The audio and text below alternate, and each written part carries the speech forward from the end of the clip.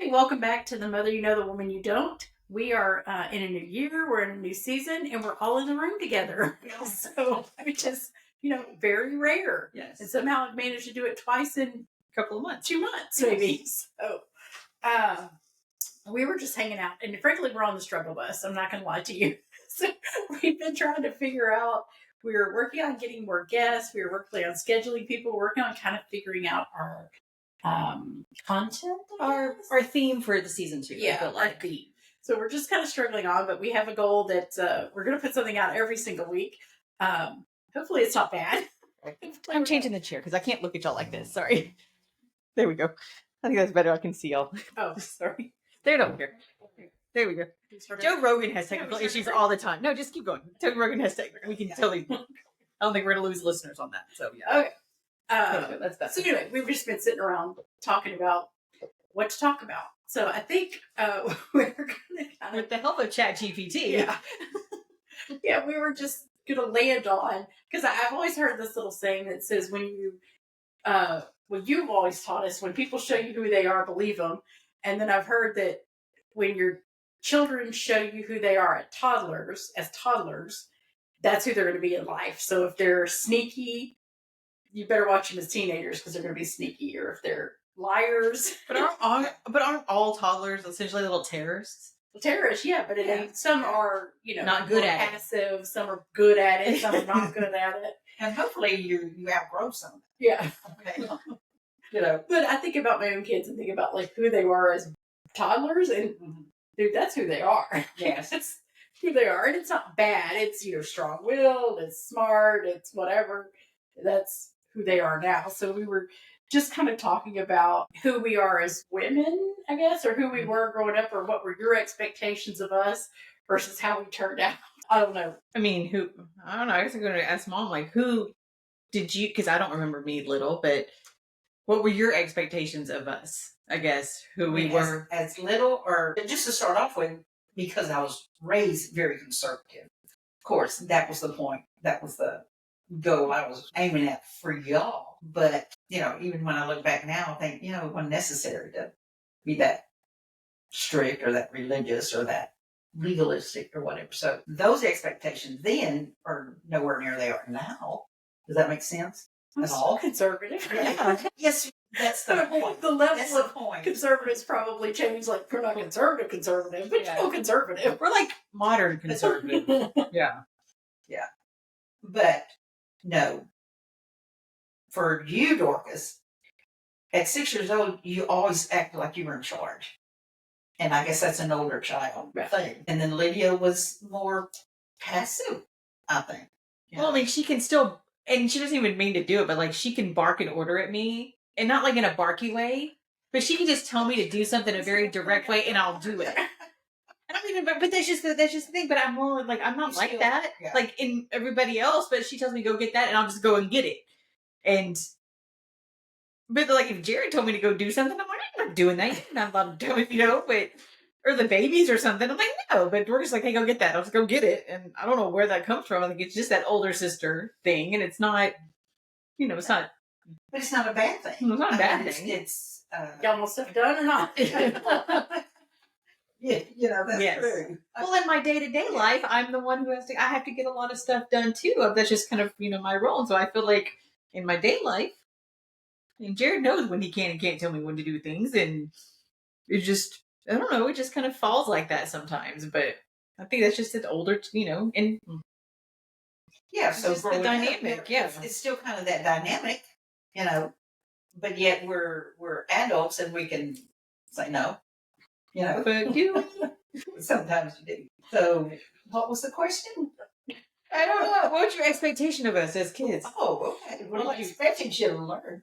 I expect you to mind. I used to be so afraid that y'all would grow up and not know how to clean house or cook, and y'all didn't. I can cook. I don't want to clean. I don't want to clean. I can clean. Very proud. I can clean. I just don't want to. You aren't porters or dirty. Or I do my best. Pretty nice. I did have to ask her tonight the chicken that I made for Jared. I had to take her bite over to her. She was sitting on the couch because her and Daddy had already eaten. And I was like, is this cooked? And she's like, doesn't look like it. I was like, don't eat it, baby. Don't eat it, Jared. Don't eat it. Just a little bloody. I do my best. I don't know what to tell you. Yeah, steak can be bloody. Chicken, no. Yeah.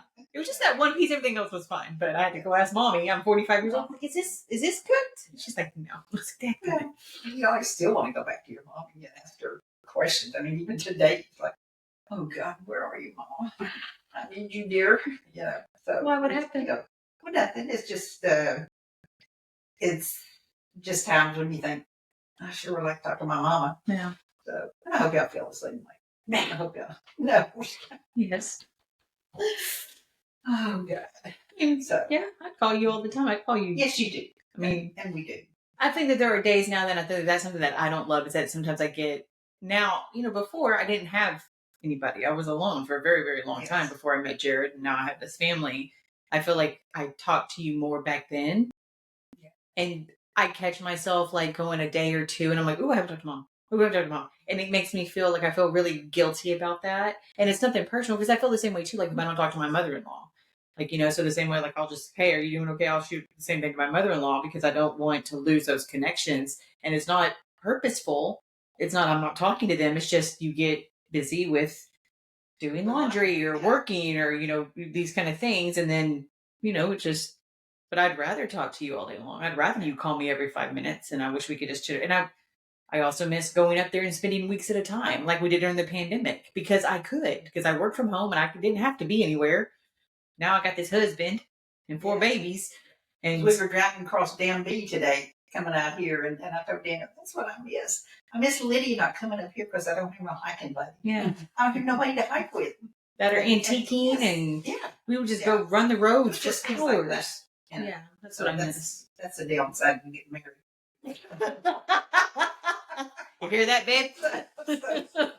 You're not about making calls. You're not in mine. I mean, I know, yeah. That's sad. That makes me sad. I'm glad we had what we had, especially during the pandemic. Whenever I could, because like during the pandemic, we had gone in October. We had gone to the beach that week that I met Jared. We had been at the beach, and the plan was for me to go home and go there. And I remember I was just sitting there talking, and I was like, I don't have to go home. I had sold my house. I was living with Dorcas.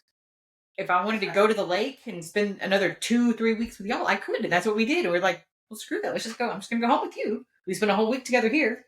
And that's the stuff I miss that. I mean, I wouldn't trade what I have now for it, but I do miss it. I miss that we had that little. And no, y'all didn't do everything I expected you to do. You know, growing up, y'all did. Clutch my pearls? What do you mean?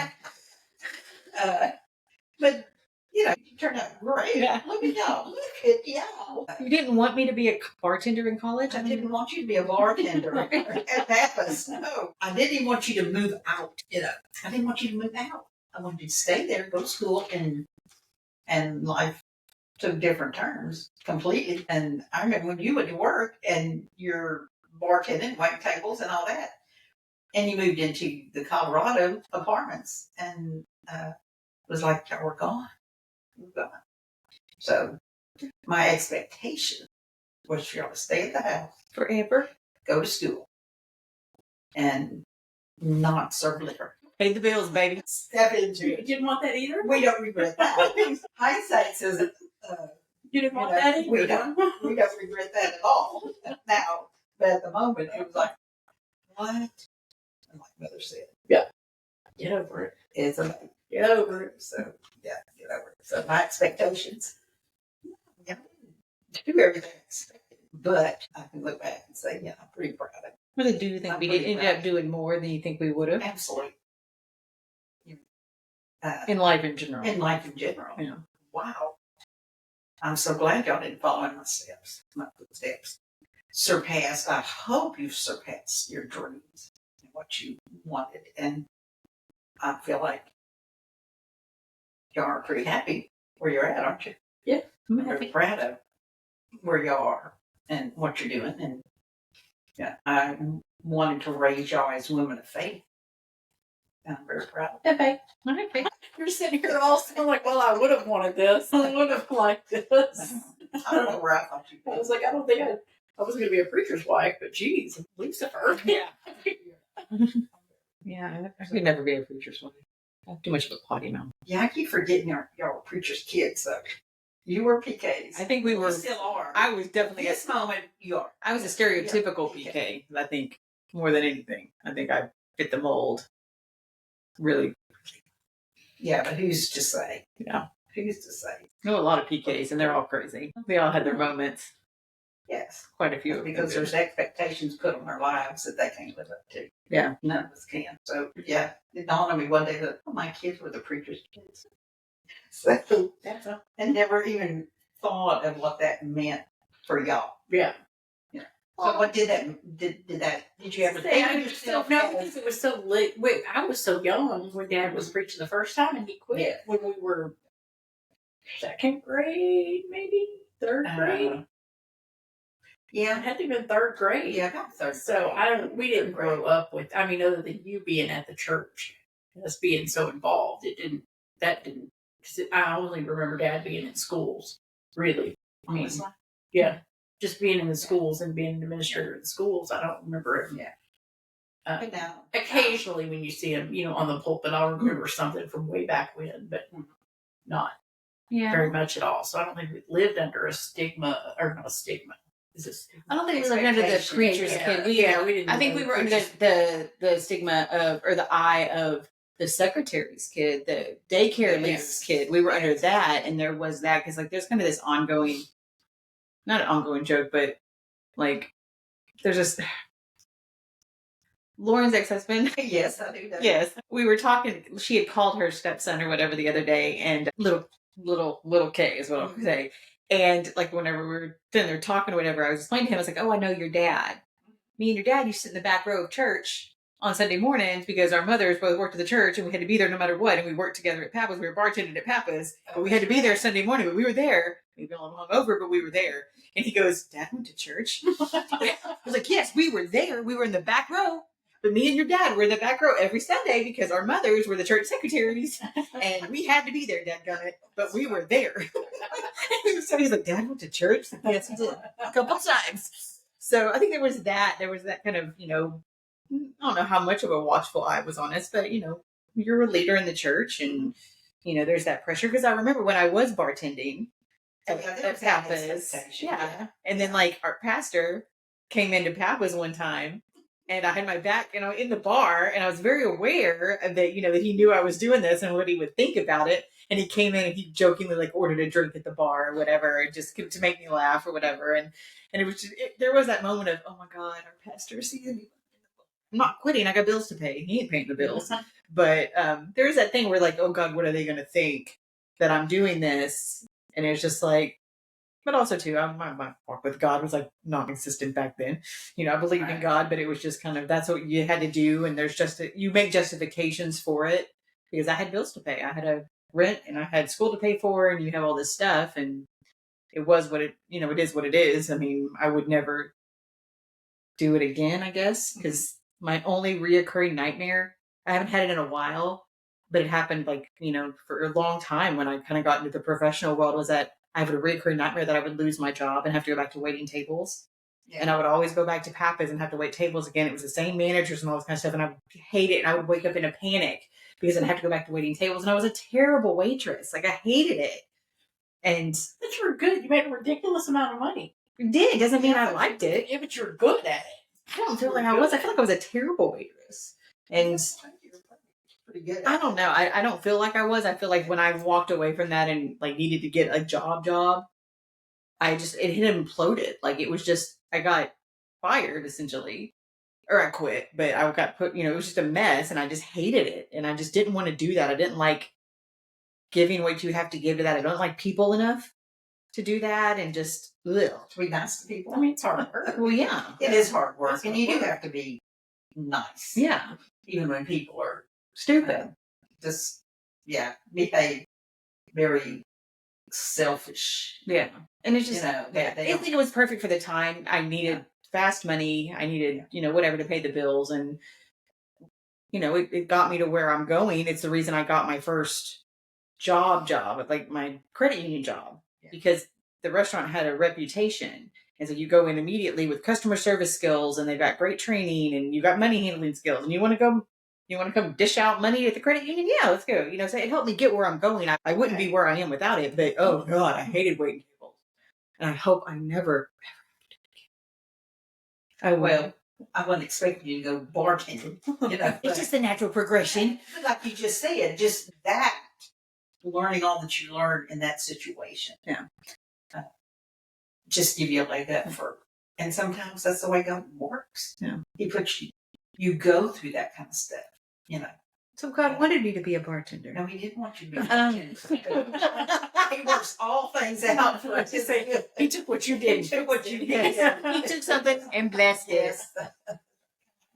Yes. When he lived in Pharaoh's palace and he got so arrogant he killed somebody and then he ran away to the desert. And so everything he learned in the desert, he was like that. Well, bartender never made me want to actually kill somebody, so that's good. So, you know, We came close a few times, but you know. the Lord takes what that all was and turns it into skills. Yeah. I mean, so where'd you get your skill? Payless. I mean, Yeah. Which we missed. We missed that BOGO, baby. Yeah, because my jobs were all. Oh, you shouldn't have been disappointed in my jobs. no, I mean, all I did was give me wasn't. grandkids. That's all I did. I gave her grief. You gave her grandkids. Not a competition, All sissy. the steps. No, I didn't expect my life to look like having the kids so early either. But I'm glad I did. But you did. Yes, I'm glad I did. Because now it's all over and out of the way. But yeah, no, I don't feel like we had unrealistic. I don't remember unrealistic expectations. No. I think it was just, we were expected to do certain things or whatever. But Expected to clean house. yeah, I do. I don't know. Expected. We had the thing where you had to clean before you did anything. Missy says she's still like when she thinks about having to go somewhere. She's still in the bathroom. That's what she says. She always thinks about like, oh, I gotta clean the bathroom before I go, and she'll go spray it down with Windex and get a towel and scoot your feet because she's like, your mom always made us do that if we wanted to go somewhere. We'd like get in there and scoot our feet on the floor to get that floor clean. She's like, you and I would both be in that one bathroom on Halifax or wherever we were. So she says even now she thinks about going somewhere. She's going to clean the bathroom real quick, and she'll get in there. It makes it a prerequisite for her to go anywhere. Somebody else. No, I don't think you had unrealistic expectations. I think probably for me, I set unrealistic expectations for myself, but you should have. What? no, I don't know. I just mean like you were saying earlier, something about living under perfection, like thinking because I had the kids so young, I had to revert. I think because there's a lot of stuff I did the same thing where it was like, you have to be this way, you have to be perfect, you have to, do this. And it all stems back to what you think was, what was perfect, which it didn't have to be, being so tough on the kids and making sure they accomplish things because I didn't accomplish them because I didn't go to school, I didn't go to college, so I put that all on them. Yeah. Put my expectations of them were probably pretty tough. Again, we'd have to ask them. But in my own head, I probably did the same. I probably put more unrealistic expectations on my kids. I'm about to text all three of your kids, be like, "Yo, Unrealistic. And I don't know, because we never had college fund. We never put away money. We never could put away money for y'all's college. Yeah. And so I always wanted you to go to college, but I knew you'd have to work a tail off to go to school because we never had college money. And you worked really hard to get your college degree. And you did that. You paid for it. You worked hard. You did that. And I guess I just kind of expected you would go that direction, but you didn't. Nope, but it's working out just fine. Working out just fine. You didn't have college. Thanks for that either. But there is that expectation. I do wish I had it, just because to me it makes it simpler if you just have that. Because to me that is just in what I do now, it helps when you're moving around, when you're in a job and people see you and your skill set, and it doesn't take me long to prove who I am. But it'd be nice to walk in with that on your paper and just assume that people are gonna. You need to honor Yeah, right. Business. It's something. Or administration. All these years. we can easily create a university online I and could make get that happen." just put it on a resume, just so you have it on your to me, you just would be having your door. Now, I will say I don't think it's ever been a hindrance that I don't have, not a hindrance. Because like my career's lined up perfectly based on, I guess, my own your own merit. skill, strengths, Yeah, my and your own merit, yeah, and your character. and it's always worked out. Sometimes like your that. name, But yeah, sometimes. But I don't think I've missed out on anything. I just think it would be easier if you had it. I think it just demands something that, at some point you just want somebody to go. I mean, I don't know. I don't know. I just think It does. It shows. I don't think it hurts you, but it shows. It shows that you could finish something. I know, but it also doesn't guarantee that you're not a complete idiot. Oh, 100%. I work with some, and you're just like, okay. Yeah, I'm gonna need you to give Harvard back that, give Harvard that piece of paper. I'm gonna take it from you. Yeah. But like I said, it doesn't take me long, and I don't regret not going, especially now because I don't know the debt people have. I think the world is a different place now when it looks at that. There's if you want to be a doctor, you're gonna have to go to school and all that kind of stuff. But there's a lot of things, like a lot of aspects of my job now, and I think I probably said this before. A lot of aspects of what I do in the MarTech field, you can learn through Google. Yeah, Google has free courses that teach how to do Google ads, and so technically, I don't need to go to college for that. You can just learn it on YouTube, and that's fine. But there's a lot of things that you still need that. Like I couldn't go be an accountant, just going to pick up and go do that without a degree. But I think it just, it's just a different world now, and you don't need it for what you do because you have a different skill set that not everybody has. The thing is that the skill set that you have to do your job. Like you said, you can have a very intelligent person who has no common sense whatsoever, could not do your job with a very specialized degree because they're just stupid. And the other thing I was heard somewhere is that, like, nowadays people don't have to. It used to be that you could specialize in something. Yeah. Like, that was your niche. You could specialize in it. Well, with the internet and with Google, you can't specialize in it. I mean, you can specialize in it, but so can everybody else. Yeah. Like, I think even last week, I was trying to do something and it required writing code. And I only figured it out because I Googled my problem. Who said, no, this can't be done, but you can do it if you write code. And I was like, I don't know how to write code. So I searched it. Code came up. And I just had to figure out how to put it on the thing, however it goes on there. Which, when I was talking to the person who had asked me to solve this problem, I said, hey, you can't just do it this way. Screenshot of the thing, send him the code. I said, I don't know how to write code, but give me a few days and I'll figure it out, blah, blah, blah. And he goes, oh, I know how to write code. I'll do it. I'll copy it. Okay, problem solved. Check that off the list. Yeah. But he didn't have that. He didn't know that. To begin with. But he knew how to write the solution. He didn't know how to get the solution. He didn't know how to get there. He was just asking, "Can you figure this out?" And I said, "Sure." He didn't know code was the solution. Yeah. But anyway, it's so you can get. I mean, short of being a doctor, which listen, I fully think I can figure out some procedures with the right Google. Dude, seen every episode of Grey's Anatomy, with the exception of after Derek died. We're watching, but yeah, just about anything. And it was funny because one of the girls that was on the email I was on doing that, she asked me in a thing last week. She goes, "I didn't understand anything you wrote. And she works for him. She goes, I understood none of that. How do you know all that stuff?" I was like, "Sister, I have a doctorate in Google, doctorate in Google. I can figure just about anything else out." And that's a good skill set to have. I also think that comes from not having that college education where you feel like you have to prove, so you're continually learning and willing to learn. But I think that's also our generation, though, too, because we weren't raised with Google. We got Google at or we were already developed when that started coming in, that Gen X thing, where you're just... Did you get that information? Yeah. Now it's just... So we're Gen X, and we're just a little bit, it's just a little bit more, you figure it out. Because no one's going to hand it to you. No one's going to give it to you. No one's going to solve the problem for you. Yeah. Someone's not going to go do all that. You did it for this other dude. Yeah. What is that? You smoking? Where'd you get this? It's sitting in this chair. There's a random lighter in the chair. I'm like, no, I quit smoking years ago. Was that maybe for the candle in the living room or something? Sorry. We digress. Sorry. Random lighter in the chair my sissy's sitting in. I don't even know. We're just saying Gen X, yes. We can learn. We'll figure everything out. So I do think that's a problem. We didn't have the information. Yes. You're non-college. Yeah. So there's hope for me. Yeah. There's hope for me. Yeah. Yes. Oh, But I think that's what's so frustrating. Like to your point too, that it irritates me when people don't figure stuff out. Yeah. Excellent. Our expectations of you is to figure it out. Yes. and you know what? I've learned that. Yeah. I'm gonna put her in charge. I told her I'm gonna teach her how to post our stuff on social media to promote the podcast, just because it is not in my top of mind, which I apologize. I've earned that. That's my bad. That we haven't posted on social in a while. Again, my bad. That was what Mom gonna do. She goes, I just don't know how. I was like, but I will give you a step by step, because it's not hard. It's just not at the top of my mind.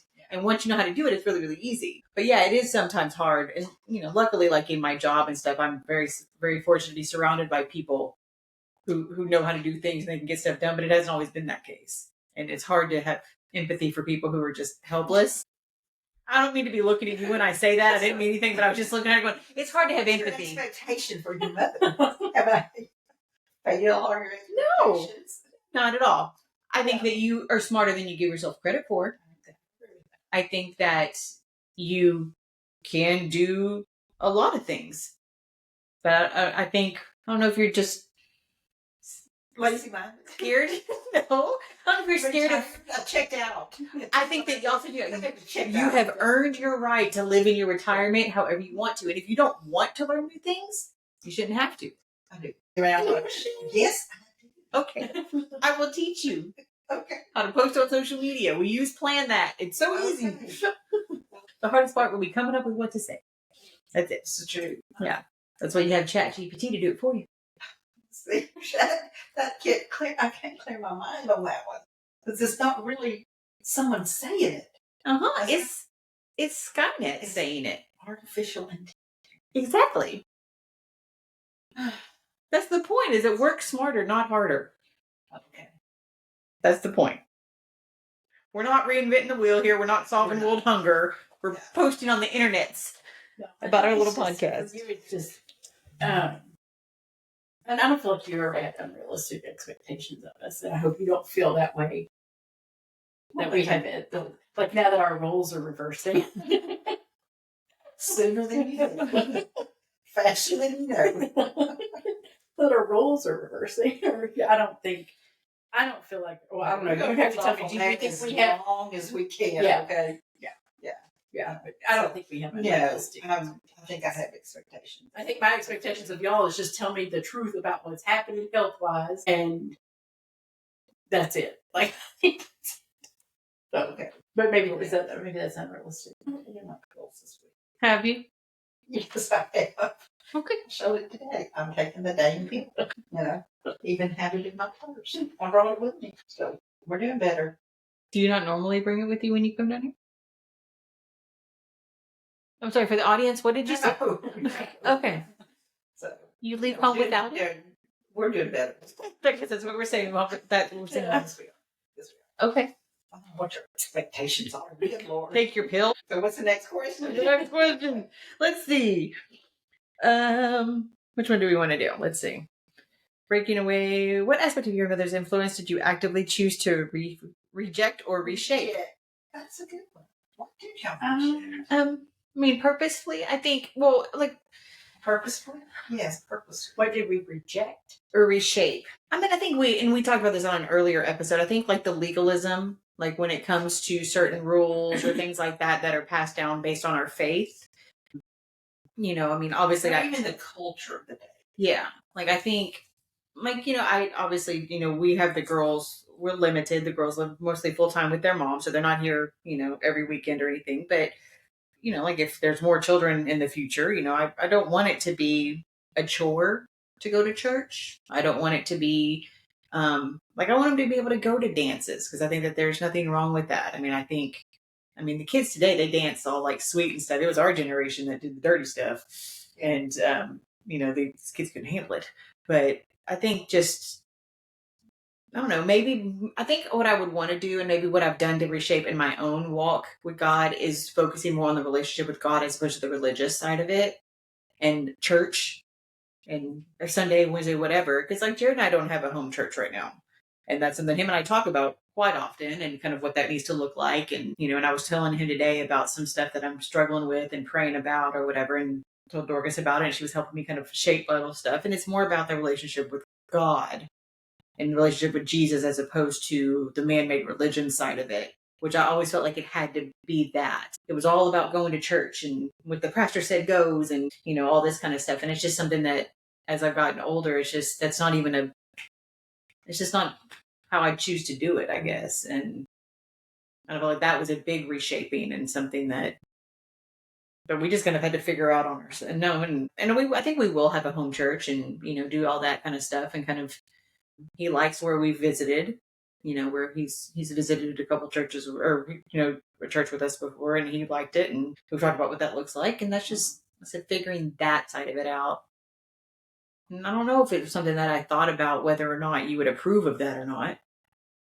Maybe not subconsciously, but I think that was just kind of figuring out my own, because we're still preachers' kids. And, the influence that you and Daddy have in that area, I think it's very important. And that's still something I think about when, when times get tough. Well, and the one thing that as a mother, I pray and I hope that y'all know the love of God in your life and the goodness and the grace of God in your life, and that you can get through whatever you're going through by depending on Him and going to Him and focusing your problems on Him.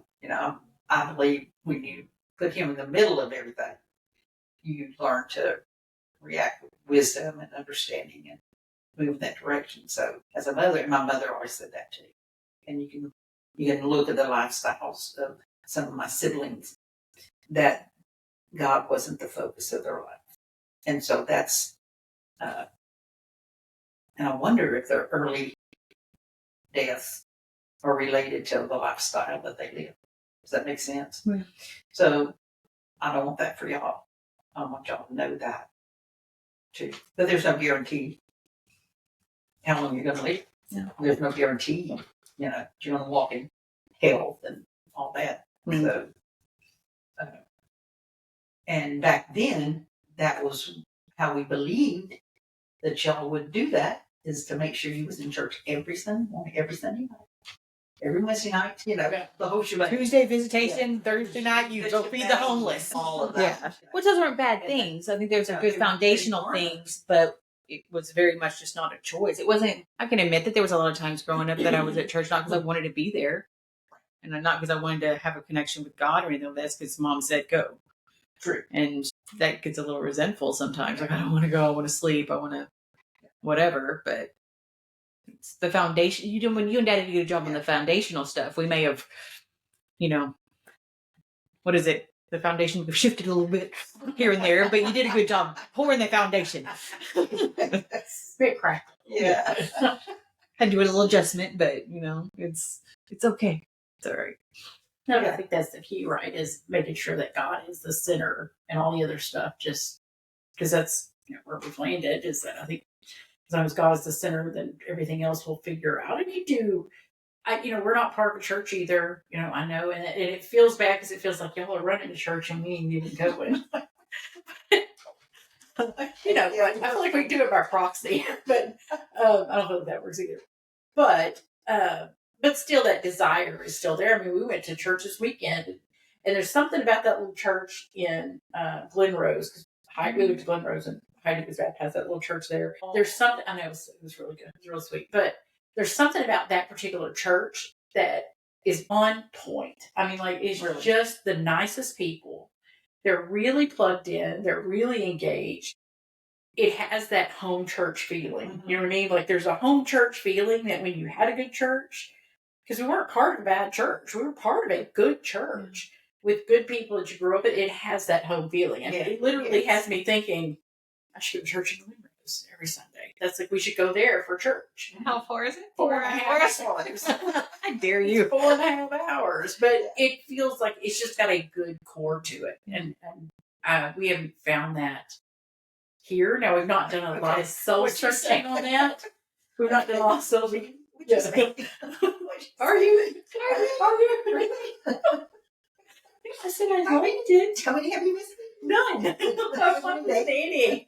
But I'm saying it was a reminder that you should find what feels make a connection that has a connection. And we've done the mega churches, and for me, that just feels like I don't know. I don't want to go to people's houses on the weekends. I don't want to do Sunday school, but that's just me not wanting to go anywhere. I don't go anywhere. That's okay. I don't want to be required. Like I don't want to go. I don't want to be required. Well, that's what I mean. And we have a couple friend that goes, and they always do the social things. They love the social things. I don't love social things. The greatest thing my boss right now ever said to me is that he hates forced fun. And I was like, you're my spirit animal. I will never plan anything for work because I don't want to do forced fun. They're saying you have to be here or you have to be there. I mean, my old boss loved happy hours once a month. And I think that is not happy for me to go anywhere after work. Yeah, I hate forced fun. And that's what it is. I want to go and I want to find the most geriatric Sunday school group that don't want to go bowling and don't want to go over after dinner. Houses. Yeah, they don't want to go to a team dinner or a big group dinner with 50 split checks. And I don't know if that's fellowship that I'm missing. If I don't enjoy fellowship, there's nothing wrong with that. Yeah, no, there's nothing wrong with it. There's nothing wrong with that. But that's not our cup of tea. Yeah, yeah. And I will say that part of the message this weekend, because I did pay attention. He was talking about being involved in the church, and that's probably what sparked this in my head this week. But he was talking about finding your place in your church, finding your place in your ministry, whatever that looks like. Yes. And, and he said, not everybody's called to do everything, and that's okay. Yeah. And I think that's what sparked my brain of, okay, you got to find something, like something. Apparently, we can't sub this podcast for a ministry, and it counts as something. Why not? No, I mean, you probably can. But I'm just saying, I just have to find something, Yeah. It should be, if I'm going to do it like that, you should be involved in the church, be in a Sunday school where you can share this so other people can share it, so they know to listen and hear and be involved. And because Jesus loves people. Yeah. And you grow within the context of relationships. Okay. If you're isolated, you don't have to learn to afford grace to other people. Yeah. If you're not involved with other people. But the thing is my job, and I think that's part of it for me, is my job from the time I get up till the time I go to bed is caring for other people. Yes. And so my Sundays don't want to care for people. I really don't. But to be in... But can I be a Christian to people? Actually, see, actually, Mom said it. Actually, that's the truth. Because there's people that congregate church and is really nice to people in church when they disperse and go live out their life on a daily basis. Yeah. They're nothing like They don't got the fruits of the Spirit. They can act Christian in that facility, but then when you go out, and so. But I told you that. I told you that coming into this year that I wanted it to be that I come into people in contact with anybody and everybody, and I want to be that gateway that somebody goes, oh, it's like she either knows God or somehow that is just God's grace shows up in your life. There. But I don't want to go bowling. I don't know who's going bowling in Sunday school, but I don't want to go. But I feel like it's better to get all my days. I've never been involved in bowling. I know. I'm just saying. I don't know what it is. Whatever it is, I can't think what it is. We did bowl on a league. It was just a little. Maybe it was a church league. Yeah, maybe such. But it's anything. You was probably 3 years old, and I made you go to the bowling alley with the church people. But I just want it to be that simple. And I don't know. But I will say, leaving Sunday, I'm thinking, you can't come up here for 4 hours, so you need to find something. And even Dwayne said the same thing, that he was on his brain to find something. Because you enjoy the fellowship. The preaching or the service. It's the service. I was like, I think it was it was the service and the pastor and the message. The message. Yeah. Like a Baptist church? But it was good. And look, I told you I can't do Southern Baptist. I can't. I'm going to find a little non-denominational something or other. Because I can't. You know why I can't. Okay. But anyway, I don't know. Well, we're interdenominational. So the point is that your expectations yes are there. They just, I think we got the bulk of them. If you were expecting things, we got the bulk of them. Yes. It shifted a little I bit, think so. And the same thing with my kids. And that's okay. Thing, that's okay. Yeah, all 3 kids have been saved. They didn't do it the way I would have thought you should do it. Didn't get to see the baptism because they did it on their own. Didn't tell nobody, which is fine. But it's like, okay, well, I'm done. It's not I'm done, but they're seeking God. They're seeking God. Yeah, and they're partners, and so I feel like, okay, well then I'm okay with that. It doesn't have to look perfect. You don't have to do it the way I think you should do it. But the thing is, the Lord will convict. Whatever needs to be. Do it His way. Yeah, and I think that's God's way and His statutes and all. We're marrying a couple on Valentine's Day, and they've been together 12 years. And Daniel asked him, "Well, what made you decide this?" He says, "You know what? It wasn't working. Yeah, it wasn't working." And I asked God, "What's going on? Why can't we work it out? You're not doing it my way." Yeah. And so they have a marriage license, and they're going to get married. Yeah. And marry them the 14th. Yeah. And nobody told him that. He was in the shower, and so God just told me, "So you're not doing it my way." Yeah. So, and when you come to that point, you say, "Why aren't things working?" Well, what are you going to do? Because you're doing it your way. Yeah, you're doing it your way. And so, but how do you know what's God's way and what's His statutes? And how do you know? Yeah. You seek Him first and studying your Bible and on a regular basis. So He's got good things. He's got good things for us. So we'll do it His way. Following God, stop. But I don't have to preach to you. Yeah. I don't have to preach to you. I know, but somebody needs to I hear know that. that. Probably one of us. Somebody out there may need to hear. Well, it's easy. Yeah. So. Let's see, what other questions are in this little chat GBT thing that we use today? Let's see. Was there ever a moment when you felt guilty for becoming different from your mother? I'm sure when I didn't do things the way that, when we did things that we weren't guilty. Well, if it was just downright wrong, you shouldn't feel guilty.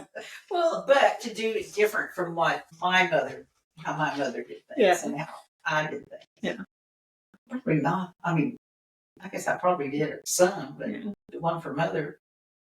I can admit and say out loud that I felt a little guilty, me and Jared living in sin before we got married.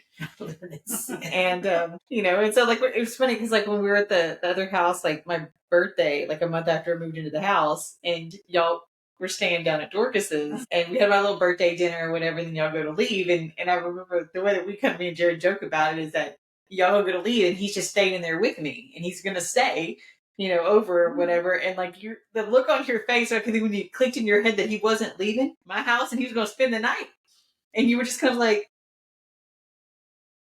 we both kind of felt like you. See, I'm hearing that and thinking, oh, I knew he was going to stay. But that was the first time. The delusion. That's your guilt. That's 100%. That's 100. And the only thing that kind of kept us going is that I knew we were gonna. I mean, we got engaged like 6 months later or whatever. But I did feel that. I felt like I was like, Mom's looking at me. Mom knows that he's us. It wasn't me saying it. I know, but it was the look. You stopped and you looked and you kind of looked at both of us, and you were just, and we both kind of clicked it. She know that he ain't leaving. And what did you expect? I don't know. I don't know what I expected, but I kind of was just. I wouldn't notice. I don't know. Well, it wasn't planned. It's just he came over and he just kind of never left, and it just kind of happened like that. And but we married now, so I think that there was that. Like I think I always expected I would do it. Whatever that you were going to make a decision about your own life, whatever. But I also thought I would do it differently too, and I didn't do it the way that I always thought that I would, and then but he was definitely different. He was different than the other losers and the people who just weren't right. And I think we both knew very early on that this was going to be something, and so you just kind of roll with it. and whatever happens, happens. And, it's just, that's something like I ask God for forgiveness on that one or whatever. But we're fine now. God has taken it and has given me an amazing husband and 4 beautiful babies. And it is, but I think that was the only time I felt really guilty. It's like, Mom's judging me. That was your own self. It was, and I own that. I said, but the look on your face, it felt like it clicked to me that you knew that he was not leaving that night. You just literally looked at the both of us, and he just had his arm around me. We're like, all right, good night. Love you. Call me tomorrow. So I felt guilty for that. I felt like but that. that's on you. Yes. Because at that point, it's like, what's the point? Yeah. I've done my job. Yeah. I was also, it's like, I'm 40 years old. That's something I think I've come to the point is I've done the job. I've told you the difference between right and wrong. And if you choose not to do whatever, it's on you, dude. It's on you. And I'm going to let God deal with it because I personally can't carry it. Really can't carry it. So you can make the decision. And I'm not judging you. I love you. And that I got from Mother too. Whatever, but look at all her kids. Yeah. And how we are all raised and how we all lived our life different.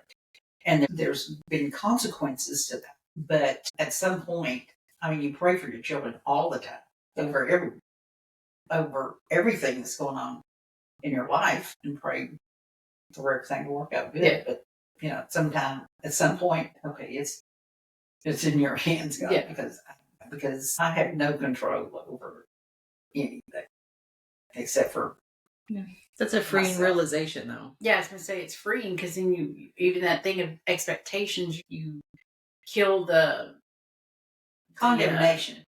Condemnation. Kill the stress of me stressing over you not doing. I was like, kill the messenger. Is that what? No, but it takes away the me stressing if you just go, okay, okay,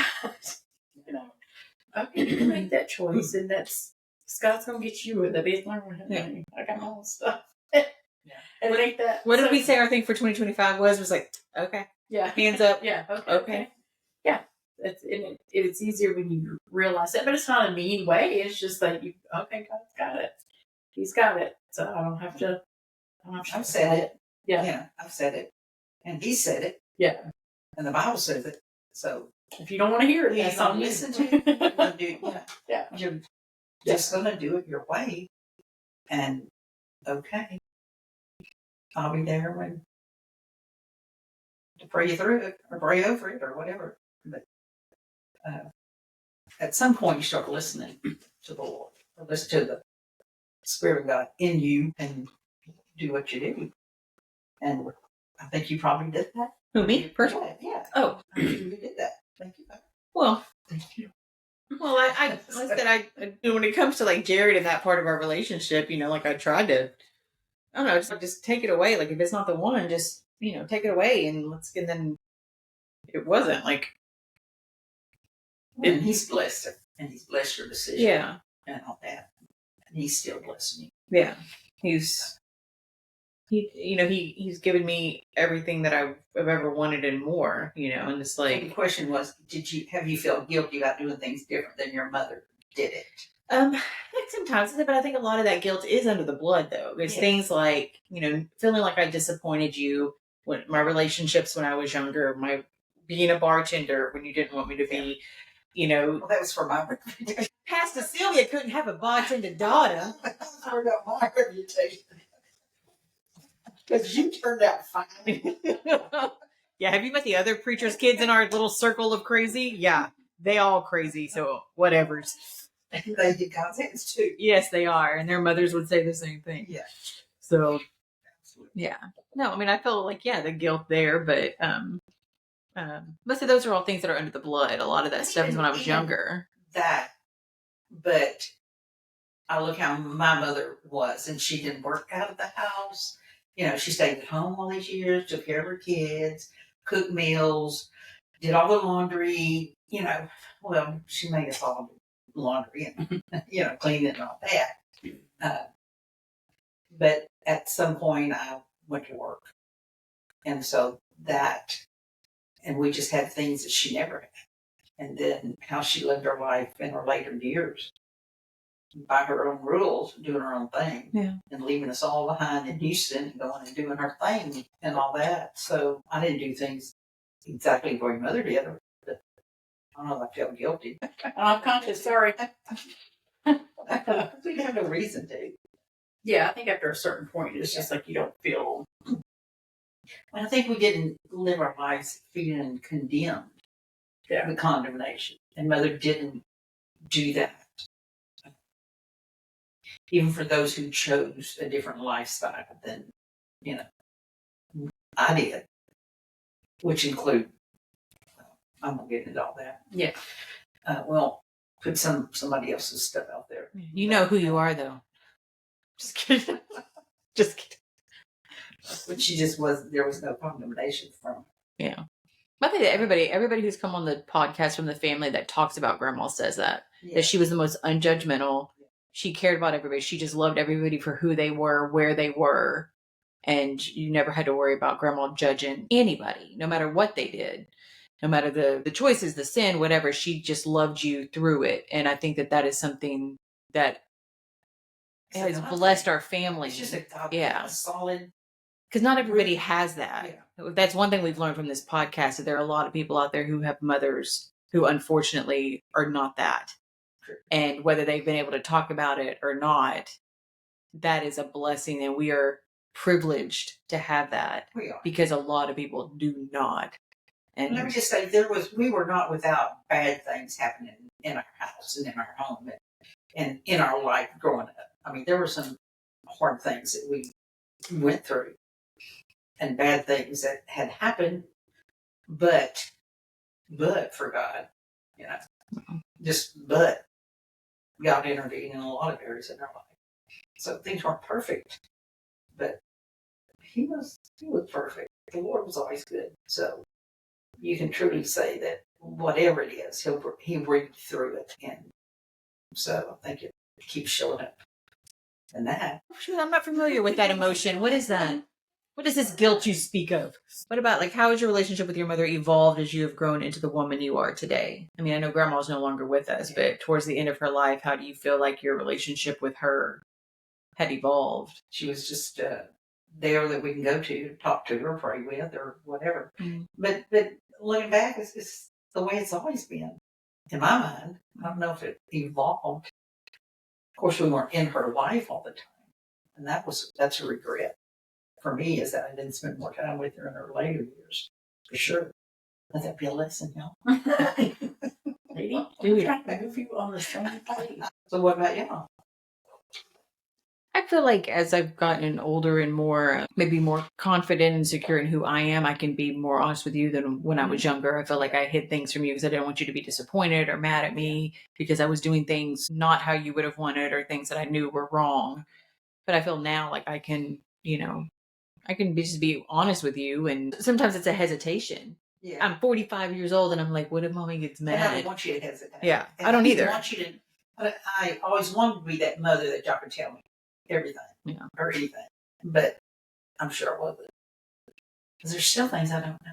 I don't know why you and Missy would run out of town. Did you do? I told you. I have told you, and it's so much bigger myth than it actually was. It has a life of its own that kind of just, a one random trip to Louisiana. I feel like I've been sliding. Yeah. Y'all didn't tell me stuff. Yeah. But I always wanted to know. And what's going on. There's just no condemnation. I'm free from telling you what to do and how to do it.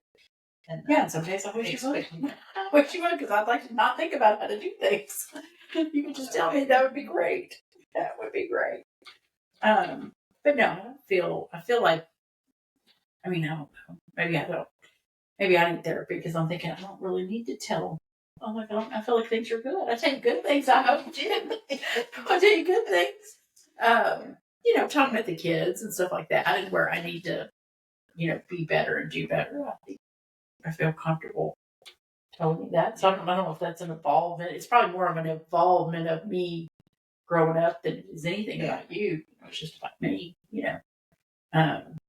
being more comfortable or whatever, just to say whatever. I'm available between 5:30 and 7 every morning in the car. It's too early. It is early. that's my best time of the day. You had a question for our Yes, I'm going to put this. listener. Yes, and then I'm going to put this on social media. So, our question for listeners: what part of your mother's influence do you carry with you, and what parts do you choose to leave behind? Yeah. I think that's a really good one. Like, for the purpose of this whole podcast, is that we talk a lot about the mother-daughter relationship and how it influences you and how it changes you. And I think that a lot of people, and us included, we bring a lot of stuff, but we also chose to do things differently for whatever reasons. And I'm sure a lot of people have that. Like, if we were to ask Missy's, the Judy's, the Shanes, and all that kind of stuff, the people from early on in the podcast and everybody we've had on, they probably have interesting answers to that. So I will ask them on social media tomorrow and tag everybody. Also, I think that's what's healing though, is if you can let go of the bad, or just take the bad for what it was and only hold on to what is good. Yeah. If you've had a bad relationship, that can be the healing part of it. Yeah. Or the healing factor, or the healing trigger to heal, if you accept that part and do that part.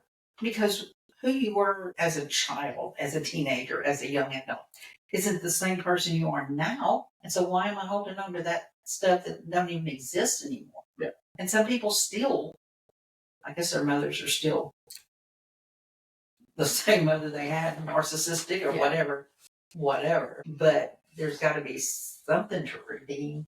Yeah. Turn the rest loose.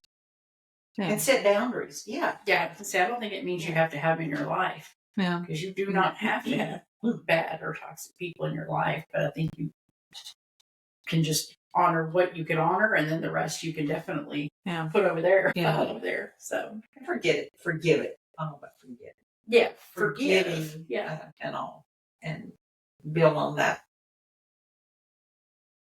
One thing that you can build on. Yeah. Maybe you don't have a whole for your lot own. to. For your own self, for your own children, for your own mental life. health, and for your own happiness. Yeah. It's really easy to get sucked into the crazy. I remember when we were kids, you always told us happiness is a choice. That was that book. Wasn't that a book? Yeah, the book.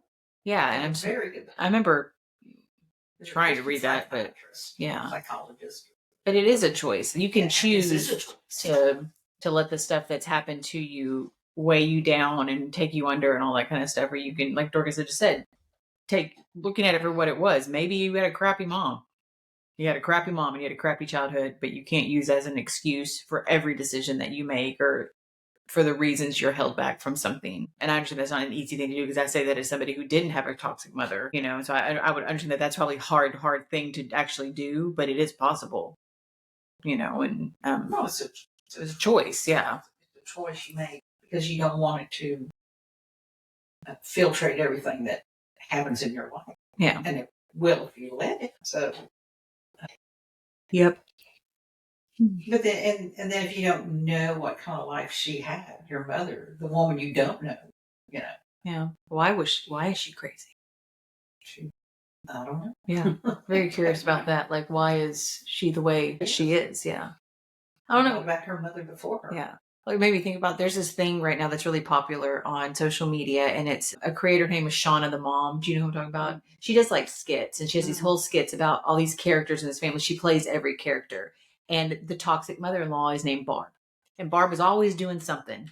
She's always putting her nose where it doesn't need to go and messing things up. And the skit recently was Max's 5th birthday party. And nobody shows up to Max's 5th birthday party. The toxic mother-in-law gives the youngest daughter cake before it's time to give cake. It's a whole thing, but Barb is crazy. And what's so funny is that everyone, when this thing happens, she does it in like these short increments. So you see, it's like a little soap opera that she posts, and you see little parts of the Max's birthday party. Everybody's been obsessed with it. And I even made a video about it because I was like, Barb did it. Yes. Barb did it, and nobody came to Max's party because Barb did it. And everyone had these things about this toxic mother. And that's the first thing I thought.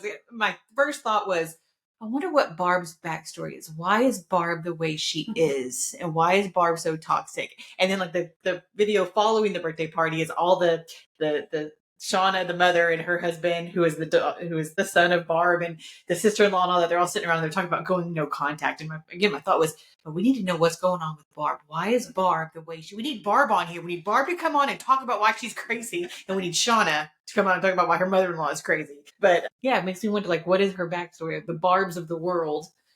What is her backstory, and why is she the way that she is? Is it because her life sucked at some point and she let that be her whole personality and you're the victim and all that kind of stuff? So if you have a Barb for a mother, we're really sorry. Doesn't have to be like that. So anyways, go watch Shauna the Mom. She's so good. Yeah, she's got like 1.2 million followers and she does these little soap operas. It's like the video that I made the other day. It's like, I feel like waiting for the next episodes of this to see what Barb's deal is like when I was in summer band in high school and rushing home to watch General Hospital at 2:00. Okay. That's what I feel like. But it's that urgency. Like, I need to know what happens. Like, what's going to happen with Luke and Laura? And are they going to get back together? Or Sunny and, Brenda, is it going to, like, what is... I watched that and I watched it and I watched it and I thought, what is she talking about? What is Max? I get the General Hospital thing, but who the crap is that? Shauna the Mom's imaginary kid. And nobody came to his birthday party. 24 people RSVP and nobody came. And Barb's walking around like, she goes, well, essentially saying, well, no one wanted to come to your party and play your stupid party games anyways. And the little girl is running around, Mom's all stressed out because no one came to the party and she's stressing out about her kid. Like, poor Max, nobody came to the party.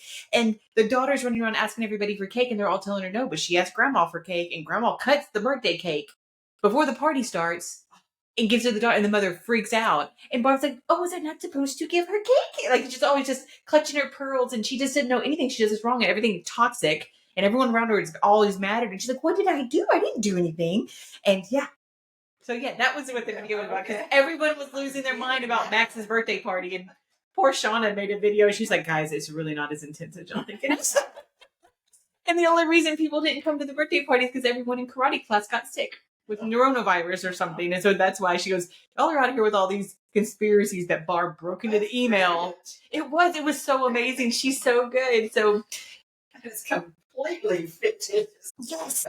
And everybody, there was hundreds of videos about how Barb did it. Barb broke into Shauna's phone and did something to the RSVP list so nobody would come, just to be mean and toxic. So that means that these people have experienced stuff like that with toxic mothers. So good job, Shauna the Mom. Good job. Good job. So if Barb was your mother. Yes. Yes. Because we need more. Makes me wonder what Shauna the Mom's mom was like. I want to know more. Because Shauna's character's mom is very kind and very sweet and supportive. It's the mother-in-law that's toxic. So it's a whole thing. But I digressed. I'm sorry, these people online are going to know what I'm talking about. Hopefully. Okay, now that was said straight. Yes. Go watch. I'll send you the link. You can watch the whole thing. Yes. All of it. Huh? Which link? How much? I'll send you a TikTok, Mama. Just go to your little inbox at the bottom of your TikTok with a little one. It'll say 1 at the bottom. Okay. So, you want to take us out? I feel like we're go ahead. Okay. Well, once again, that's a completely random conversation that diverged into. But thank you so much for tuning into another episode of The Mother You Know, The Woman You Don't. You can check us out on any of where you get your podcast. Be sure to like us, leave us a rating, follow us. That'll help us out really much and we really appreciate it. Or you can go to themotheryouknow.com and follow us on all social media, and we'll be back next week with another episode.